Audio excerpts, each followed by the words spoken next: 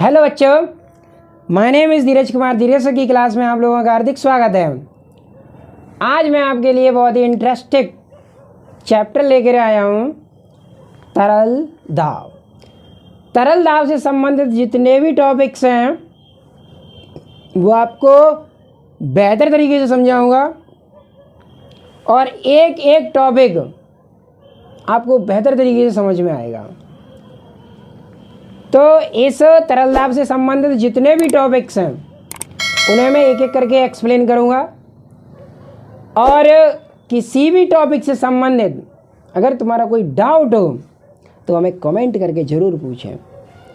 तो बने रहिए मेरे साथ और देखते रहिए धीरज सर की क्लास।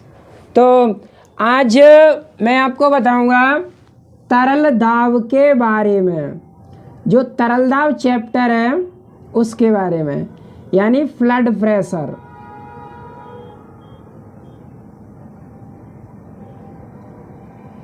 फ्लड प्रेशर जो ये चैप्टर है इसके अंतर्गत हम सबसे पहले बात करेंगे तरल की।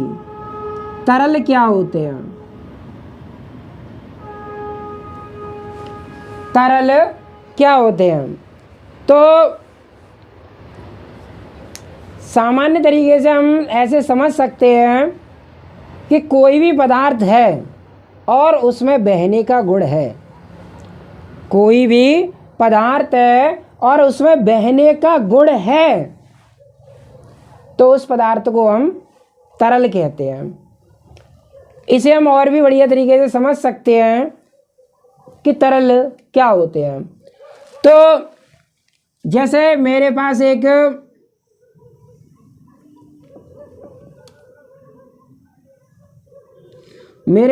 ये गिलास है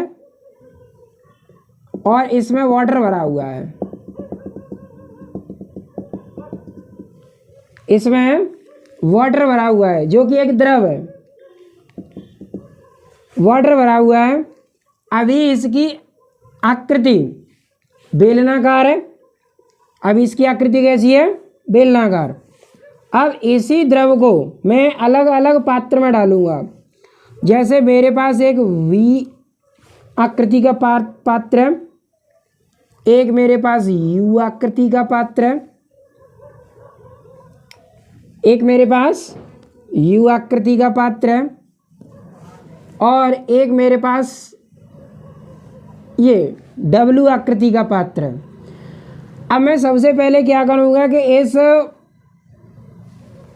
वाटर को, इस पानी को, जल को सबसे पहले इसमें डालूंगा तो ये इसकी आकृति ग्रहण कर लेगा। इसकी आकृति इसने ग्रहण कर ली और अपनी आकृति परिवर्तन का विरोध नहीं किया। जब इसका द्रव इसमें डालूंगा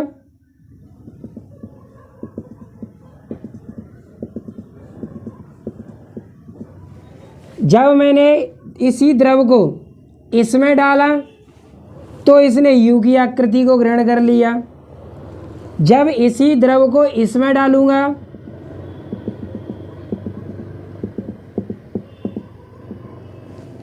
तो ये इसकी आकृति को ग्रहण कर लेगा। तो देखो ये था वाटर, ये वाटर है। इस वाटर ने पहले ये बेलन की आकृति में था, फिर हमने इस वाटर को इसमें डाला वी की आकृति वाले पात्र में तो इसने वी की आकृति ग्रहण कर ली। इसी द्रव को जब हमने यू आकृति के पात्र में डाला तो यू आकृति के पात्र की यू आकृति इसने ग्रहण कर ली। जब हमने इसी द्रव को डब्ल्यू आकृति के पात्र में डाला तो उसने उसकी आकृति ग्रहण कर ली।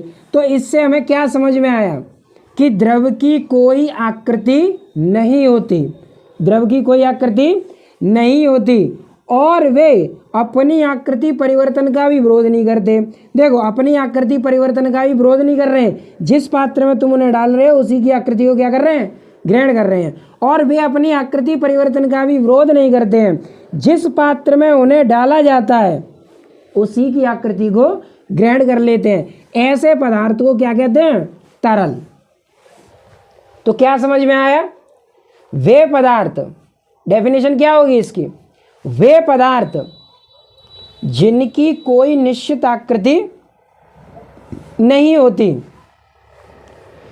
वे पदार्थ जिनकी कोई निश्चित आकृति नहीं होती और वे अपनी आकृति परिवर्तन का भी विरोध नहीं करते, और वे अपनी आकृति परिवर्तन का भी विरोध नहीं करते।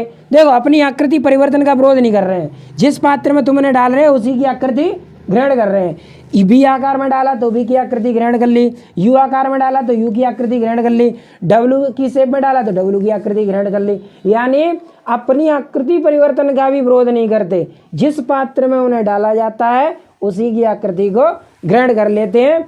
ऐसे पदार्थों को तरल कहते हैं, जैसे द्रव व गैस। द्रव व गैस, द्रव व गैस कैसे पदार्थ हैं? तरल पदार्थ हैं। तो डेफिनेशन एक बार फिर बताएं हम आपको। वे पदार्थ जिनकी कोई निश्चित आकृति नहीं होती और वे अपनी आकृति परिवर्तन का भी विरोध नहीं करते, जिस पात्र में उन्हें डाला जाता है उसी की आकृति को ग्रहण कर लेते हैं, ऐसे पदार्थों को हम तरल कहते हैं। मैं समझता हूँ आपको समझ में आ गया होगा कि तरल क्या होते हैं। तरल क्या होते हैं? तो यदि आपको ये तरल समझ में आया हो तो वीडियो को लाइक ज़रूर करें। Thanks for watching.